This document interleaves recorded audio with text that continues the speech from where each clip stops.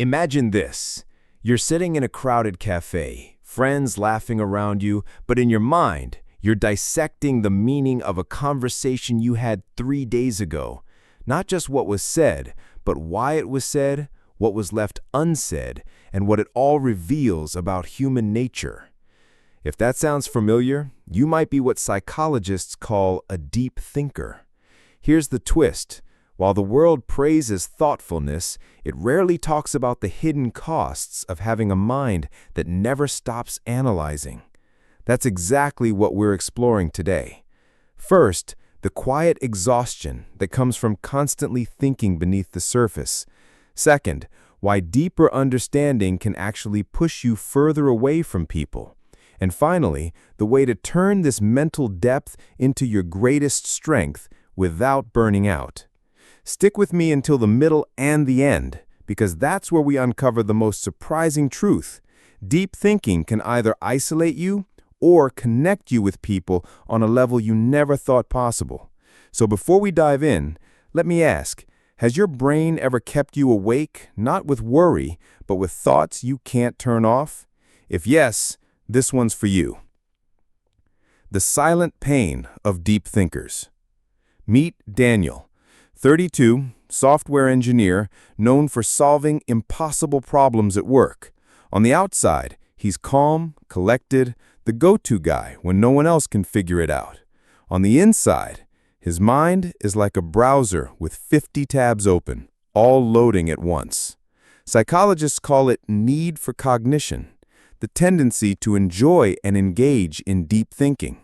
Studies by Richard E. Petty and Scott Barry Kaufman show that people high in this trait process more information, connect more dots, and look for meaning beyond the surface.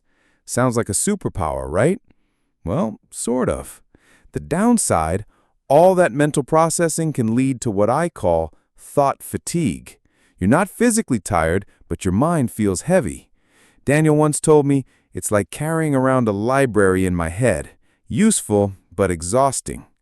And here's where it gets tricky, because deep thinkers notice contradictions, moral inconsistencies, and hidden motives that others overlook. They often carry an unspoken sadness, not depression exactly, but an awareness that the world is rarely as simple, kind, or logical as we'd like it to be. Now, some people will say, well, just don't think so much. That's like telling a fish, hey, maybe stop swimming for a while.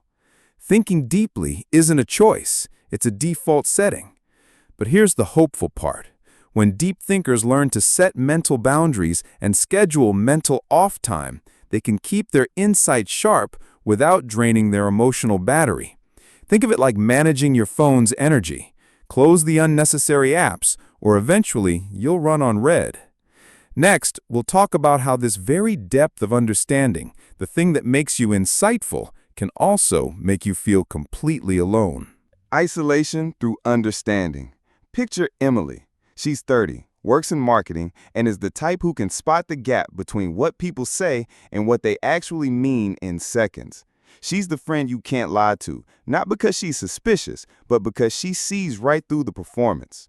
Carl Jung once wrote, "The more conscious you become, the more isolated you feel." In Jungian psychology, this is tied to the collective unconscious, the shared social scripts most people live by without questioning. When you step outside that script, you start to notice you're not in the same play anymore. For Emily, this shows up in everyday conversations. While others bond over small talk, she's internally asking, but what's the real story here? That can be lonely.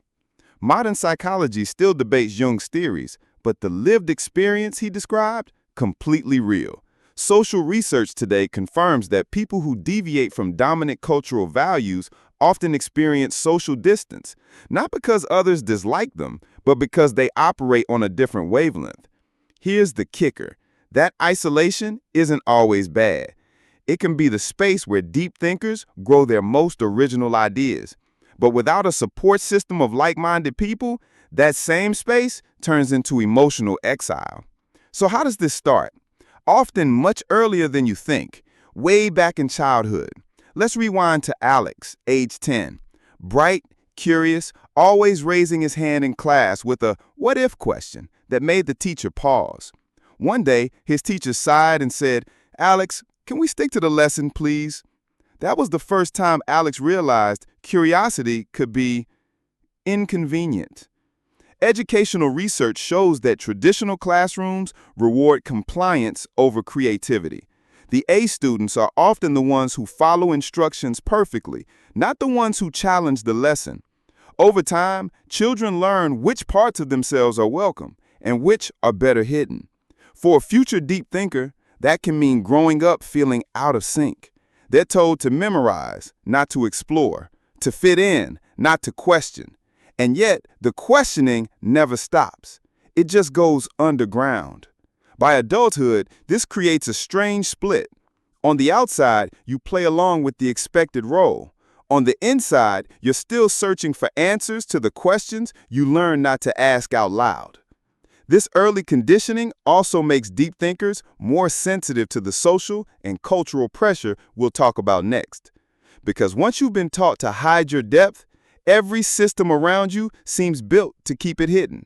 Meet Jason, successful sales executive, knows how to play the game, handshake firm, smile wide, LinkedIn profile polished, and yet he often leaves networking events feeling empty. Why? Because modern society rewards presentation more than depth. Social media thrives on quick impressions. Workplaces value measurable output even if the thinking behind it is shallow. Research on emotional labor, the effort of managing feelings to meet job expectations, shows a strong link to burnout, especially in people who are naturally empathetic. Add compassion fatigue, and you have a recipe for exhaustion. Deep thinkers often feel this pressure twice as hard. They're not just performing for others, they're performing while analyzing the fact that they're performing. And here's where the humor comes in. Jason once joked, "Sometimes I feel like I'm in a sitcom where everyone else got the script and I'm just improvising." Funny, but it points to a truth. Deep thinkers often sense they're living in a play designed for someone else's values. This constant dissonance, it drains energy. And when you're drained, you become more vulnerable to something even subtler, other people's emotional projections. Here's Sarah. People love talking to her. She's a great listener, insightful, makes them feel understood. The problem? She often walks away from conversations feeling like someone just unplugged her soul. In Jungian psychology, this is projection, the unconscious act of attributing your own feelings or flaws to someone else. Modern therapy confirms this. People often dump their emotional weight onto the person who can hold it. Deep thinkers, with their empathy and insight, make perfect targets. It's not always malicious. Sometimes it's as simple as a coworker venting every lunch break or a friend constantly seeking reassurance. But over time, this emotional vampirism takes a toll. The danger is when deep thinkers confuse being someone's emotional container with being a good friend. The two are not the same. Healthy connection requires boundaries. Otherwise, you're just hosting everyone else's shadow. The good news, learning to spot projection early means you can choose when to engage and when to step back. Which brings us to one final twist. Deep thinking itself isn't always healthy. It depends on how you think. Here's the truth. Deep thinking can build you up or break you down.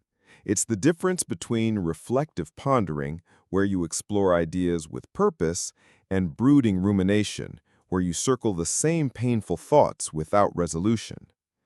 Studies by Trainer, Gonzalez, and Nolan Hoeksema show that brooding is strongly linked to depression, while reflective pondering actually supports problem-solving and emotional growth.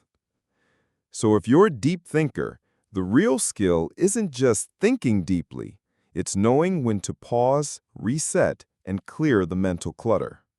And that's where I want to leave you with something powerful, a way to reset your mind and keep your depth without the drain. It's called the Ho'oponopono Certification Program, taught by Dr. Joe Vitale, Dr. Hugh Len, and Matthew Dixon. This isn't just the theory, it's a step-by-step method to clear negative mental loops, release emotional baggage, and create the kind of mental clarity deep thinkers crave. You can learn it entirely online, at your own pace, and when you finish, you'll have not just the skill for yourself, but also an internationally recognized certificate to help others. Normally, programs like this run into the hundreds, but right now it's just $39 with a 60-day full refund guarantee. Imagine this. The next time your mind feels overloaded, you have a simple, proven process to bring it back to calm. You protect your mental energy. You think deeply without drowning in it. So here's your next step. Click the link, explore the details, and start using your depth as a gift instead of a weight.